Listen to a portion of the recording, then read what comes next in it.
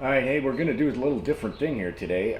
We're not fishing because I just got tired of fishing in the wind. It's actually a nice day out, but I figured I got a lot of stuff to do at the house here.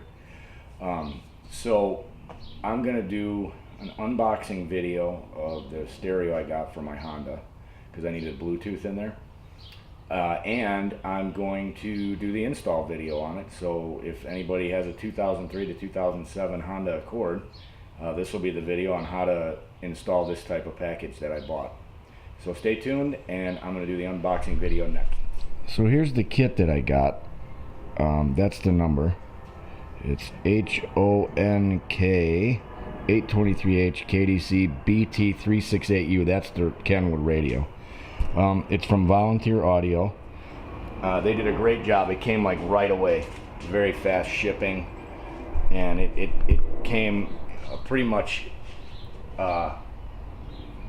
immediately. It was really fast. So what I got first, this is the actual install kit. It's from American International. That's the mounting kit. So the parts in the kit, I'm going to just get this thing open real quick here. The parts in the kit. So of course you got your instruction manual. And then you've got, there's only two parts. Well, there's a few different parts. This is, I'm sure, to mount the radio. This is the harness that goes between the radio and the car, so it plugs right in. Here's your bracket, and then the hardware. So that's all that's in there. And you got your two side pieces to adjust the radio. So you got that. And then we have the actual radio. So here's the radio. Kenwood. This is a KDC. You can see the number there, BT368U. The reason I got it is because I need Bluetooth for my work.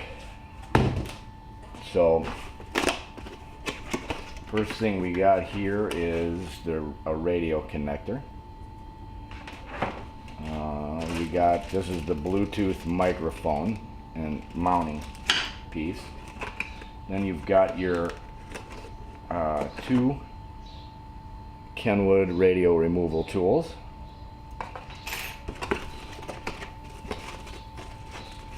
We've got our instruction manual, which everything's going to have that, and then you've got your radio, which is packaged pretty nice. It's got the plastic on there to keep the face, and so there's your radio. So now we'll get into the install. I'll show you how I'm doing it so that you can see. This is, again, it's a 2003 to 2007 Honda Accord. So we'll start getting into the disassembly now so we can show you how that works. So, alright, so the first thing is you just take, there's a little insert in here that you don't really need. Then you can take the cage. So basically the radio fits in the cage, just like that. And so you can just take the cage and you just fit the cage in here, like so, and push it until it snaps. Now your cage is in. Now the radio can just slide in there until it snaps, and then boom, you got your radio all installed. It flops around a little bit, but I'm sure I can put something in there to make that a little bit more sturdy. Plus when it's mounted in the car, it'll be a little sturdy, but it looks real nice. So that's basically it. And now we'll get into actually taking the car apart.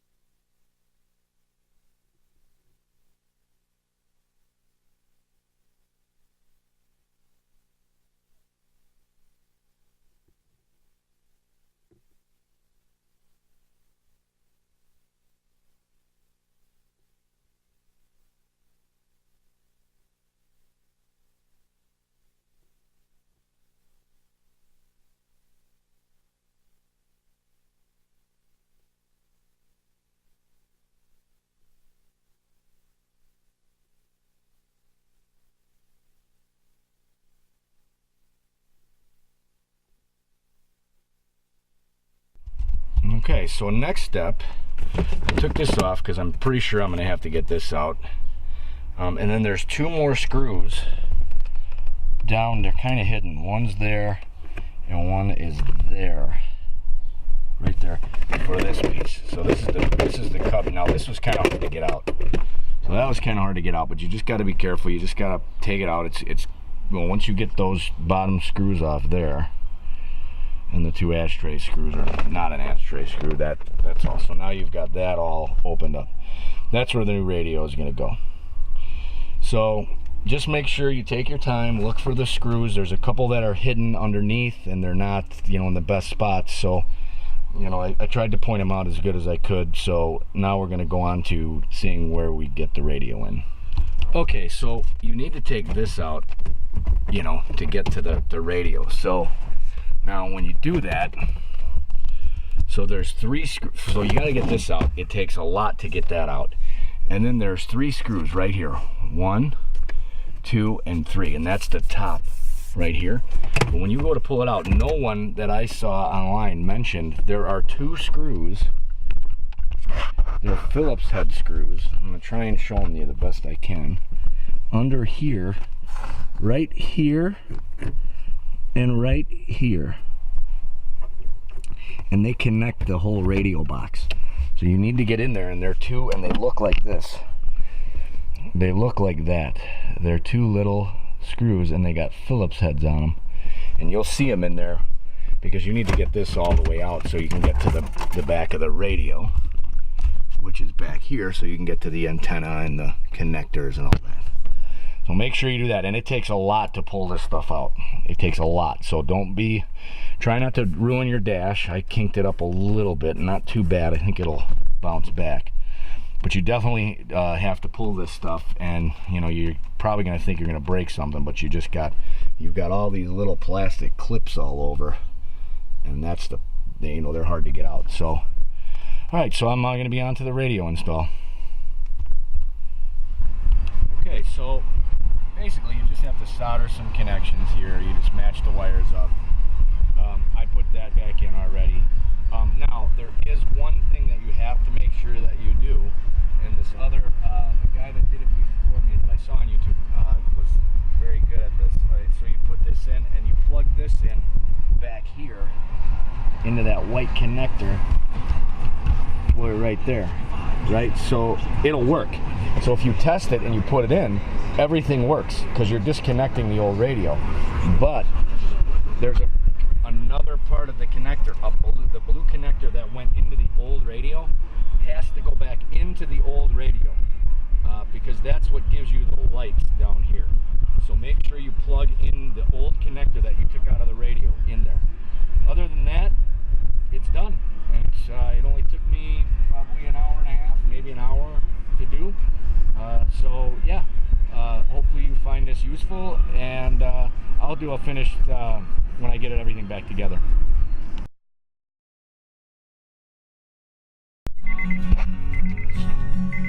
Alright, something I just figured out. See down there, the screws for the ashtray mount and the lighter don't get automatically put in there. They're in the old compartment. So all you have to do is unclip them.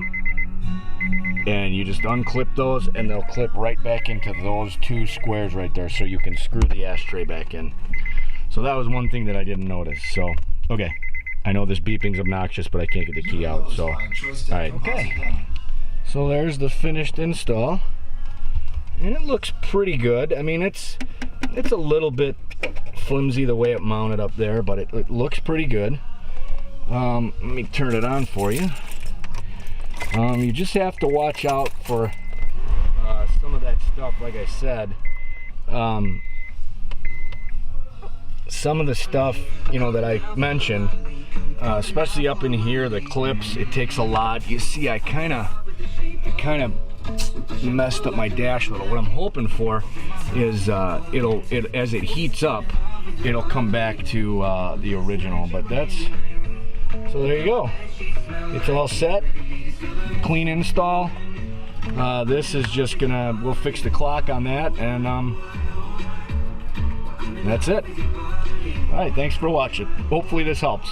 I know it's not a fishing or hunting video, but it is a how-to video, so it counts. All right, see ya.